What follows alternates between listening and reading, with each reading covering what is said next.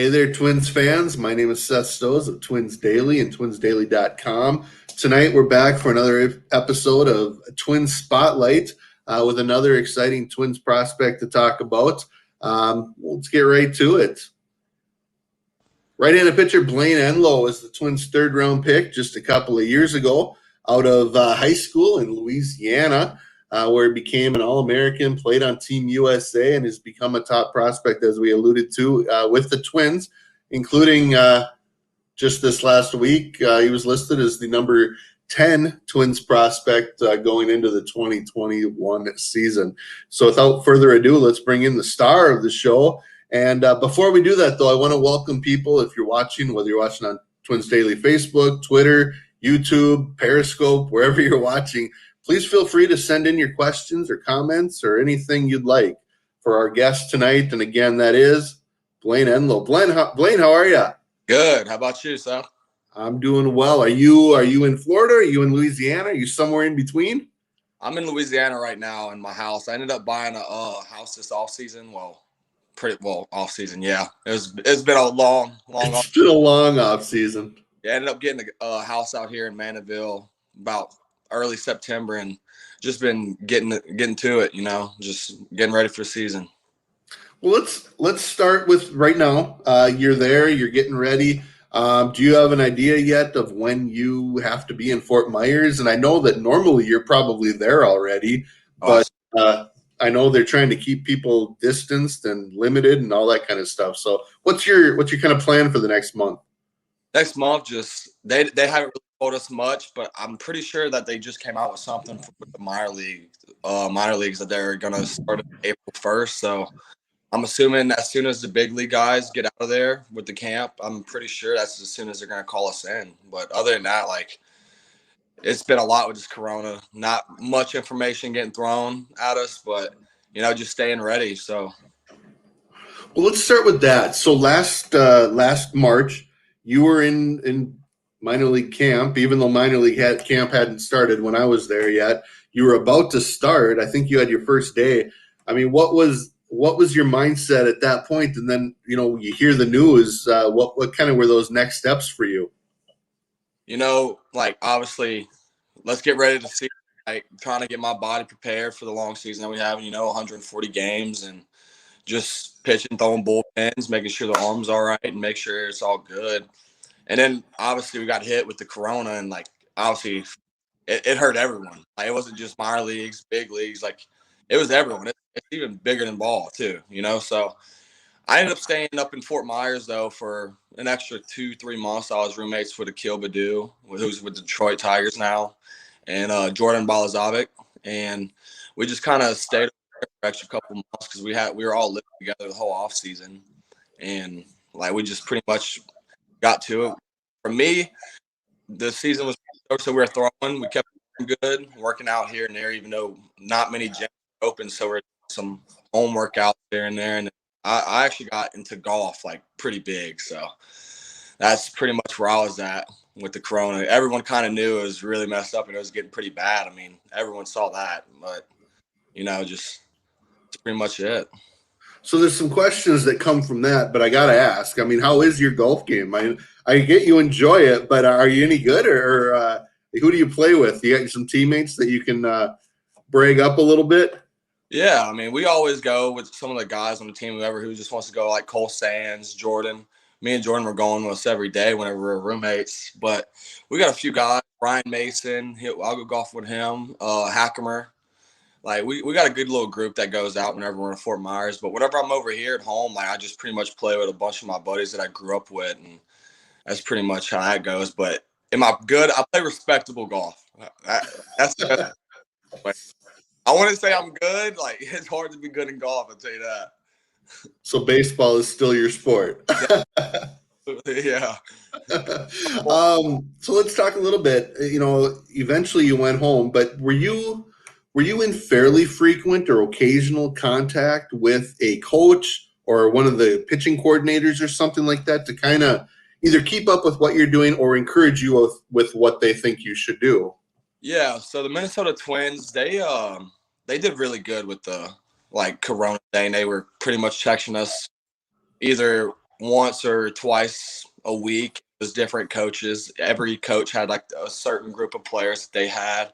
The coordinators would get mixed in with it a little bit, with a text here, call here, just seeing like what's going through, what's the process been, and just trying to get like the innings in for like, lost time pretty much. And I mean, it wasn't the easiest thing to do. With Corona, like it's hard to get a lot of guys together. And then I knew they had like that little independent league in Texas. I thought about doing that, but I just ended up never getting to it. So it was pretty much just bullpens and long toss, and that was it. Yeah. So then obviously the minor league season canceled. Were you able to get away from it, or did you just kind of keep going? And where were you at when you found out, you're going to Instructional League, and what was that time frame for you? I was home, so I just pretty much bought the house in early September. I was just getting settled in, and literally like 2 days later, they ended up just telling me like, "Hey, well, we're doing instructs from September 21st to October 30th." So it was about a 5-week span, but it was a lot of good work. We had a lot of good prospects there, a lot of good guys. They were doing a few games here and there, good bullpens, and we ended up getting a few games in. I know some teams like other minor league organizations or big league, you know what I'm saying? But the Twins pretty much just stayed within themselves. Yeah, and last year I'm sure that was a good thing. Real quick reminder, if you're listening, we got quite a few people watching live. If you're interested, feel free to send in some questions for Blayne. We'll ask those, or just comments or whatever you like. Feel free to do that. Kind of what, I guess, sticking to the current offseason, what are some of the things you've worked on, really over the offseason, so to speak, to bring into the 2021 season? What's kind of an area you've chosen to work through or work on? Definitely body comp, and I would say not like I've definitely put more work into my mental side of baseball, and that's the most important part to me. And I definitely learned that. I used to think that it was just my talent's going to take you there. It's your head. It's always your head and where your head's at. And mental health is something that's very important, definitely with the game of baseball. So that was pretty much one of the things that I was working on for the most part. Throwing wise, I mean, bullpens, long tossing, trying to get pitches in the strike zone as much as possible. That's pretty much where I'm at. I'm a 4-pitch, so 3 off speeds, change up, curveball, slide, get them in the zone as much as possible. They got average to elite stuff. I can get it there, but it's just like I need to get my walks down. I feel like that's one of my biggest things. So definitely in the strike zone and just making sure I keep my head right, Yeah, I'm looking at your numbers here. Your walk rate's about 3.1 per 9, which isn't bad. I'm sure you like it under 3, but it's not like it's crazy bad. But obviously, the more strikes, the better. Let's talk a little bit at instructions. I know I gave you a little hard time when I saw the report that you were hitting 97 at instructs. I mean, is velocity something you've worked on, or has that just been a maturation and arm strength kind of a thing over as you've gotten older? I feel like it's a little bit of a lot of the weight room work. I feel like more of that. I'm not a big plyo guy, even though the Twins are heavy with the plyos. Like, I just think the weight room would take me. Like, I don't want any more stress on my arm, and I still don't think it's been around long enough to where they really know what they're doing with it. Even though they might say they do or think they do, but for me, like the weight room's showing the work and having that, I guess, long off season, you know what I'm saying? Because we didn't have the season. I feel like maybe my arm got that little rest, more rest than normal, maybe a little bit of mixture of both. So, yeah. So fastball, you talked about 4 pitches. If I remember right, when you were drafted, people would talk about your spin. So yeah, obviously a curveball, but talk a little bit about secondary pitches. You said you feel good with them, but I mean, are you comfortable being a 4-pitch pitcher? Because the thing that I keep hearing from people, whether it's scouts or reports or whatever, is you're going to be a starter. You've got the 4 pitches. I mean, is that how you see yourself? I mean, you take pride in all 4 pitches and being able to use them? Absolutely. So, I mean, I went into pro ball, and it was pretty much just fastball, curveball, because, I mean, that's all I needed in high school. A changeup would speed that up for a lot of the guys. So I wasn't really throwing a changeup. So that was really my first pitch that I really had to find. And me and Virgil Vasquez, which is one of our pitching coaches, we put in a lot of work on that thing, and just day by day. I never. It's such a feel pitch. Like, no doubt. Like, you either have it or you don't. And I don't know. It's just, I feel like perfecting more, definitely as a starter. Like, I didn't realize that. Okay, rookie ball was kind of, it was suave, pretty smooth. But whenever I got in low A, I was getting beat a lot. I only had really 2 pitches, so. Man, I was like, okay, I could throw well, but now I got to learn how to pitch. And I needed more pitches, and ended up taking off of the curveball for a little bit to learn a slider, cutter, and it's improved a lot. It's definitely in a good spot right now. And changeup it's coming along still. It's still a daily grind to get that field pitch going, but it's definitely there. Definitely movement, elite movement, and I get into strike. Be a very effective pitch. This is a random question. Do you happen to have a baseball near you? Give me 1 second. Sure. I just thought, let's see if he'll show us some of his grips, if he's willing to do that. So that's kind of what the delay is here for a second. And again, please feel free, whether you're watching on Facebook, on Twins Daily, Twitter, Periscope, YouTube, feel free to send in some questions.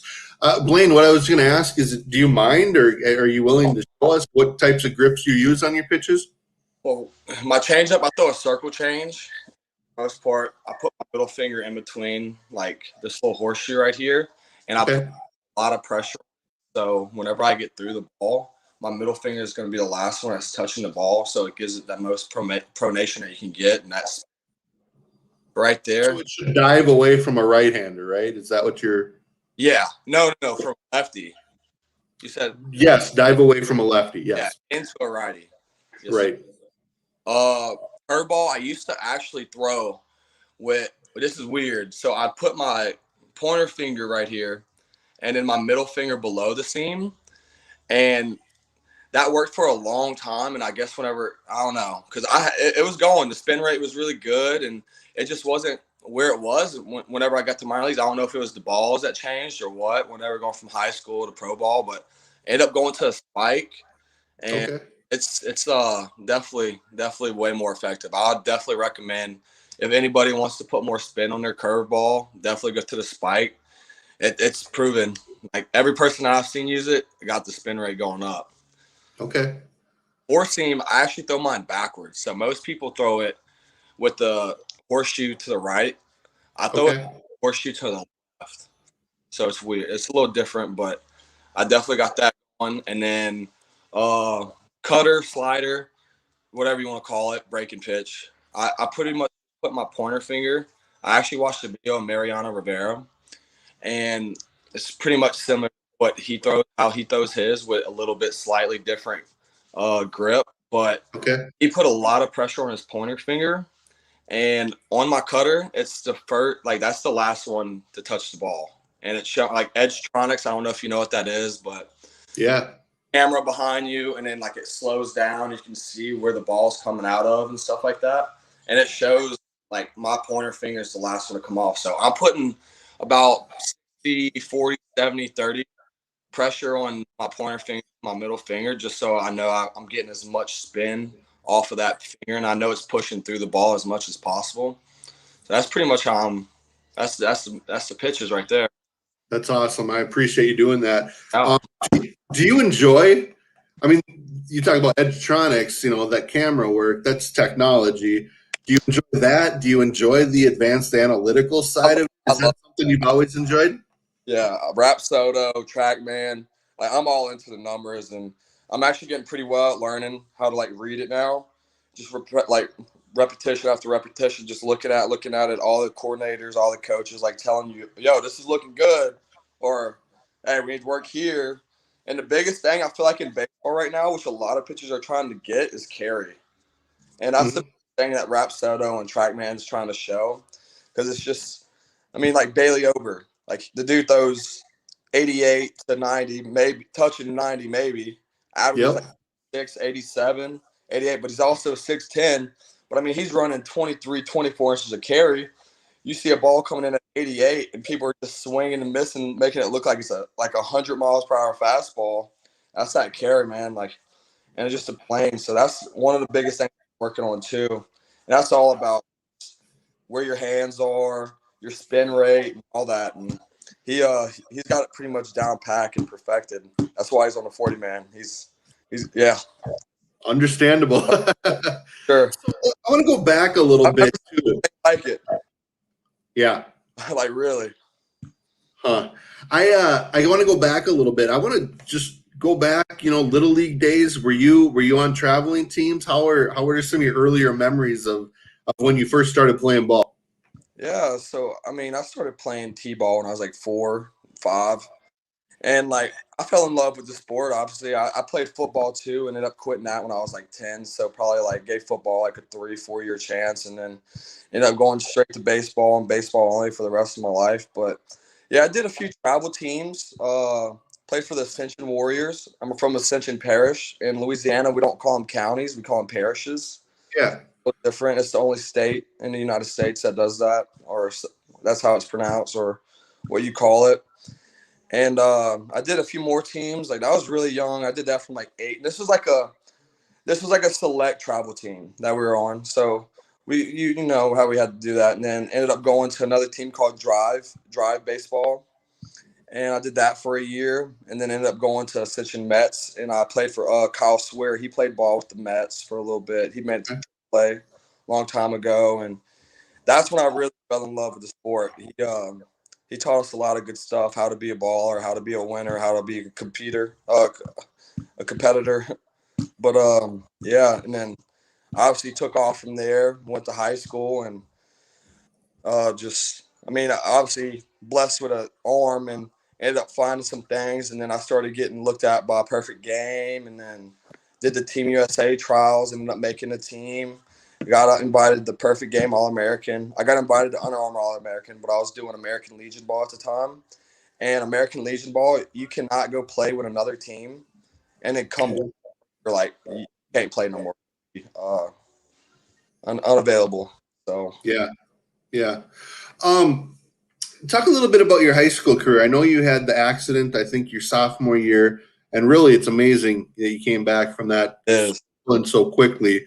Seeing photos about it, the little timeline thing came through, but nah, I mean that wreck was crazy. Like my buddy just got his license. He was 16. I was 15 at the time, and just he went down, took a left on a green light, and they had a long line. Like it was taking a left to go this way, and they had like a long line on the other side, so you couldn't really see the road on the other side. So I guess he just took off. It was a blur to me. I got knocked out as soon as we got T-boned. But it was definitely eye opening, and I broke my pelvis in 2 spots and broke my ankle, and I got a screw on my ankle for the rest of the time that I live. He buried the screw, so. But everything's good. Like my body feels amazing. I was hurting for like a year or two, but I guess it just went away, But what I'm so amazed by is I think that was your sophomore year, It and was. you played that year a little bit. Yeah, it happened October 7th of 2014 or Okay. 15, one of those 2 years. So now I'm curious, obviously you came back. You probably already had a name, as far as in the national type circuit. But talk to me a little bit about the recruitment process. When did you start hearing from college coaches? And again, being from Louisiana, I got to imagine getting that call from LSU is, it's one of the greatest powerhouse programs in the country. That's got to feel pretty good. I grew up 30 minutes away from LSU. I've always loved LSU. Always wanted to go to LSU. So, for me, like, I was so nervous talking to Andy Canizero. He was the recruiting coordinator at the time over there.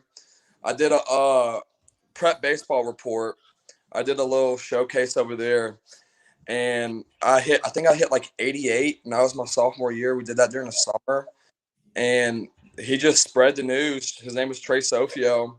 He knew Kirk Sarlos with TCU, Andy Canizero with LSU. So, I went from like nothing to two of my favorite schools that I ever heard of, just like on the phone, and they're like, "Okay, we want to call you, want to talk to you, we want you to come over for a visit, unofficial visit, this and that." I mean, it was just exciting, like very exciting. I mean, it's been my dream, always been my dream. Like I wouldn't say LSU, but definitely college ball, and then obviously make it to the big leagues one day. Which if that's got to be your goal. Like that's got to be everyone's goal. Yeah, You know, it's the top of the top, absolutely. best of the best. Like is what it is.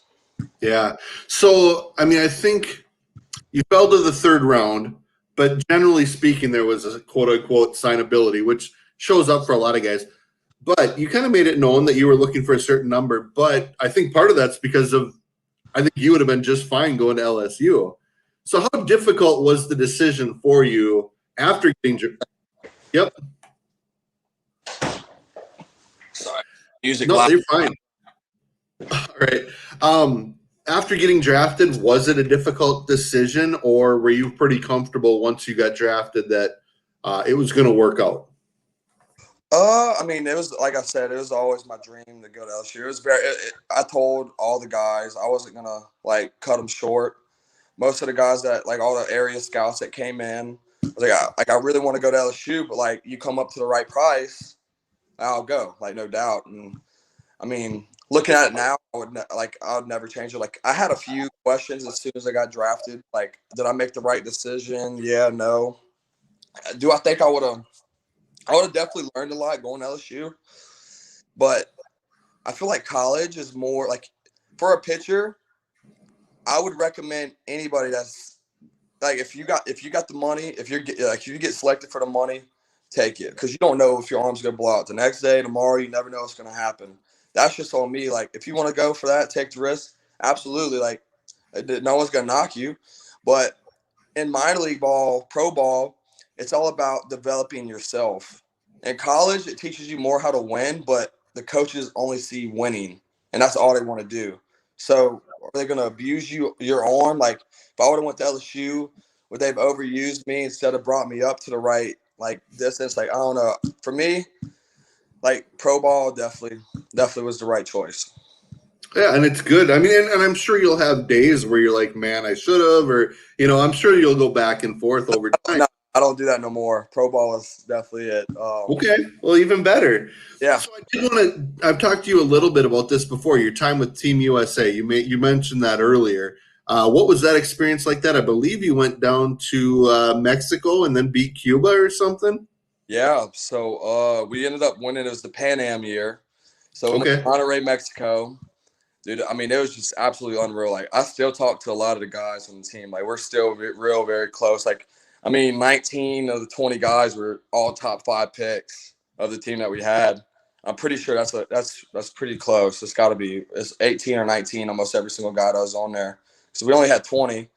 So I mean, it's just cool. Like going from that and like not really knowing any of these guys coming all across the United States, definitely as a 17-year-old kid and everyone else 17. Tristan Costas was 16 at the time, I believe. Like, it was just cool coming together as a unit and a squad and going out of the country to go face the best of the best out of all the other countries in the world. And yeah, dude, it was like I legit got the chills just talking about it, but it was unbelievable. I remember that dog pile after we beat Cuba. Hans Kraus went like 8 innings. He was throwing 99 to almost 100 back in the day. He's a 17-year-old kid. He plays with the Texas Rangers. Dude, we had a blast. It was awesome. Like definitely, it was definitely like I'll never forget it. What a great experience! I believe Roy Was Smith was on that team. He'll be our guest was tomorrow night and on Twin Spotlight. got drafted together the same year, so me and him already knew each other. It was really cool stuff. Yeah, absolutely. All right, last few minutes here. Again, if you're watching live, please feel free to get in any last minute questions here. We'll try to wrap it up here. And if you're listening on the podcast, just a reminder, you're hearing Seth Stos of Twins Daily along with Twins pitching prospect Blayne Enlow. I want to talk to you a little bit. What are some of the things you do away from the game? What are your hobbies? What do you enjoy doing? Listening to whatever it happens to be. I like traveling, man. Like I love going out of my comfort zone, going with guys and just exploring the world. And dude, I love golfing. I always golf. I feel like if if you got the time to do it, it's something that you would really appreciate right now getting good at, because later in the long run, whenever you can't play baseball no more, you can't play football no more, you're going to want to have something to do. And golf, like, it's so easy on your body. It's just so fun to get out there, go see some of the most beautiful courses in the world. Like, it's awesome. I love cooking. I got this right here too. I don't know if I can flip my camera. I'll just show you like this, but I mean, right here, I mean, I got my whole gaming set up. I got a piece of a pretty avid gamer. Really good at Very it. nice. Really good at Call of Duty. But other than that, like, I'm just baseball, golf, video games, and just enjoying people, man. And that's the time. You mentioned earlier that you roomed with Akil Badu, and he and Tyler Wells both got Rule 5. As much as you guys are, I mean, he's an outfielder, you're a pitcher, but as much as, everyone's trying to ultimately get to the big leagues themselves, it has to be fun for you to see teammates, friends, Absolutely, way up, and some of them get to the big leagues. dude. It's one of the coolest things, man, because we're all chasing to be there, you know. It's everyone's dream in pro ball is to get to the big leagues, and just seeing all the guys that you got into the game with, all the guys that are still coming in and watching people just grow. Like, that's awesome. Like, it's such a cool experience to be like, oh, that's like my boy just made it to the big leagues. Like, all right, now that makes me grind harder. It's like I'm gonna be there with him, you know. Like, Yeah. it's cool. It's a cool thing going on, man. It's a cool life. All right, we do have a question here from Bruce. I'm going to pull that up here in just a second. And he's having Wi-Fi issues. So if we cover this, we didn't cover this. So we talked a little bit about the draft, but he's asking, what was your experience with the Twins during the process of being scouted? And then on draft day, what was your draft day experience? Were you around a lot of people, or was it full or enjoyable?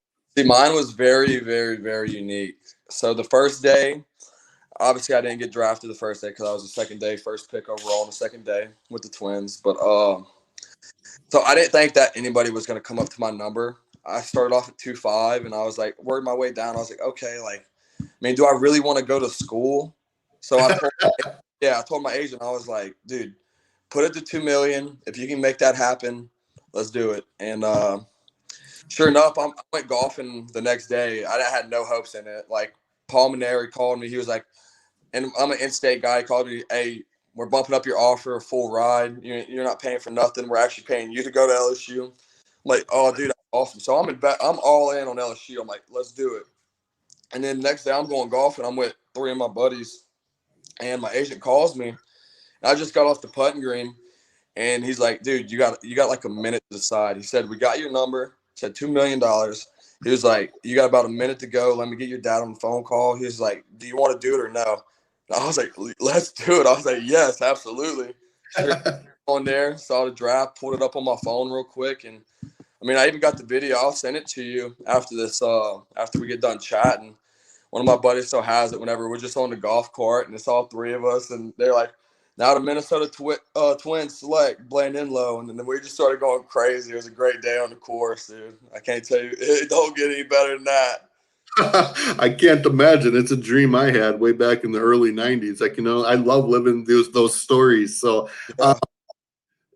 wanted to, yeah. And by the way, if you send me that, I'll include it in the story for this podcast show.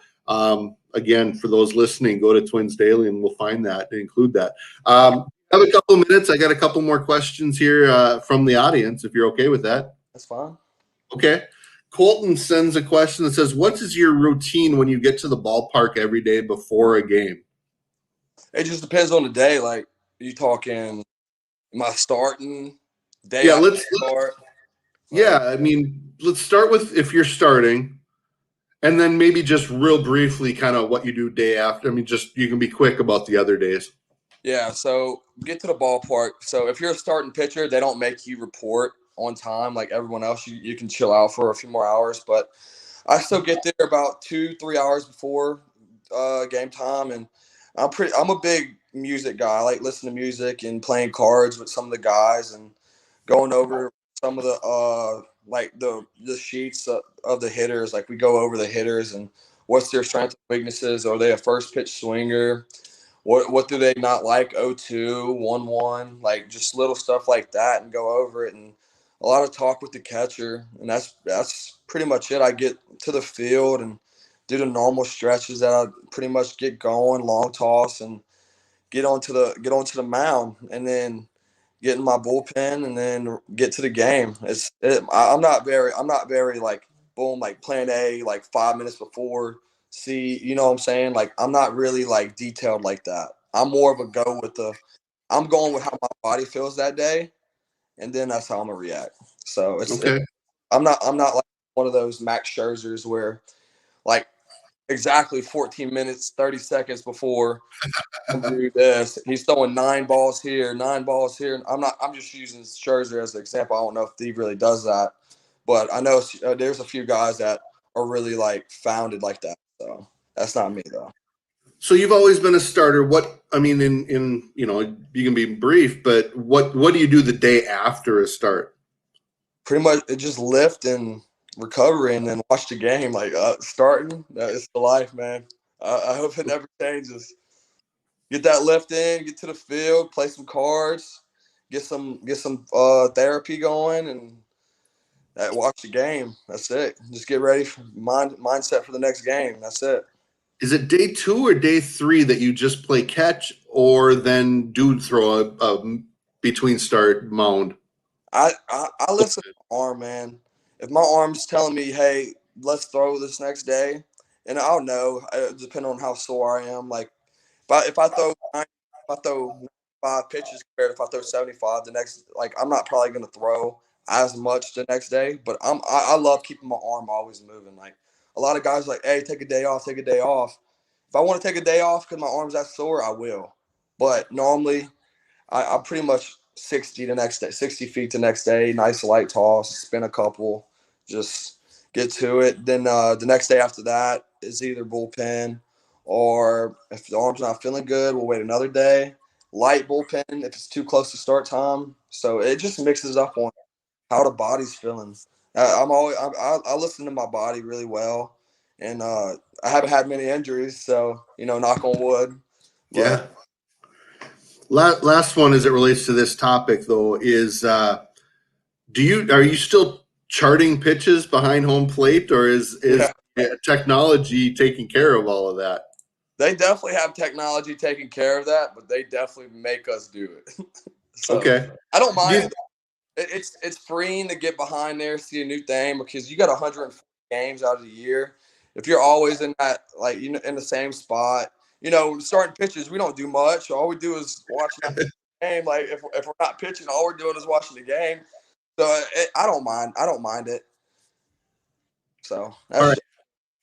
We'll get to my last questions here. Number one is, are you a goal-oriented person in terms of actually writing them down? Do you have certain things in your head? And as it relates to that, do you have goals now for your 2021 season? I would say yeah and no. I'm more like I'll go over it in my head more. I'll just remind myself. I'll put some in the notes, but I mean it's just this year is just be me. Like there's no like obviously the goal is big leagues. That's the only goal there is right now. Now if I get to the big leagues, just still be me, be the best me I could be every single day. I tell myself that every single day. What can I do today to get at least 1% better? If you're getting 1% better every day, sky's the limit. Absolutely. And one of those phrases I hear all the time from Twins prospects and minor leaguers is control the controllables. That's it. How hard is that to do, though? I mean, I'm guessing you weren't hearing that in high school. So that's the mental side of the game you were talking about. Yeah, I definitely had to grow up. I mean, not having baseball this year was so eye opening. Like everything like my whole life's invested in the baseball, and I didn't have a season last year. Like, I can speak for a lot of people. Like, it hurts. Like, a lot of people, if you say, "Oh, I'm so glad we didn't have this season," like that's just like, do you even want it? Do you even want it bad enough? Like, Yeah. so. It's tough. I mean, you got Instructs last year. Not everyone even got that. So it was a tough year. Hey, it was a tough year for a Twins blogger who writes about the minor leagues and misses those 4 box scores every day. I can't imagine for the actual players. Yeah, it was definitely life changing. But like for me, it took my identity away of like, okay, now who am I outside of baseball? And that's what I learned more about myself this year, which let's not get into that, but that's where I'm at. Like I had to learn who I am without ball. You know what I'm Yeah. saying? Yeah. Before that, that's all I had. I mean, I knew what my schedule was going to be, but we didn't have it. So I just had to figure something else out, some other things out. But For those of us listening, not many of us knew what we wanted to be or who we were at 21. So, you're living a very public life, even in the minor leagues. I mean, imagine pro ball or major league ball. But anyway, my last question, and I'll let you go, is this. And I like to ask this one, but I mean, you're obviously well thought of in the organization, and maybe it's 2021, but maybe 2022.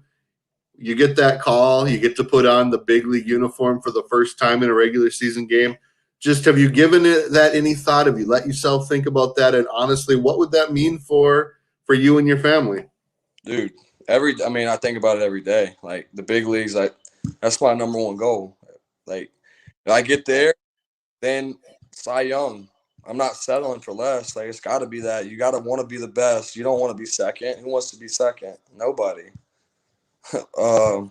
For me and my family, it mean everything. Like it's been a long grind, and my family ain't done nothing but support me all the way up. And I'm gonna make sure they taken care of if I get to the big league level. I'll tell you that. That's awesome. All right. We did get a comment from I Know That Feel Bro saying, what a great show. Thanks, Seth and Blayne. Looking forward to seeing you in the Twins lineup soon. I would definitely want that, Blayne, for you. So, again, thank you so much for joining tonight. It's been a lot of fun. We've been trying to do this for a while and finally made it happen. So, good luck to you at spring training. Have a great season. And, again, looking forward to seeing you pitch somewhere this year. Yeah, me too. I'm sure we'll talk before I see you again. We'll Yeah. Absolutely. And again, I want to thank everyone for listening. For those of you that added questions, whether you're watching on, this will still be available on Twins Daily Facebook, Twitter, Periscope, YouTube, and it will be available on the Twins Daily podcast, wherever you download podcasts very soon after that. So again, thank you for listening. A reminder, we will be on again tomorrow night at 5:30 as well with Twins infield prospect Royce Lewis. So be sure to join that as well. And be sure to tell everyone you know who's a Twins fan all about it. So again, thanks very much, and go Twins.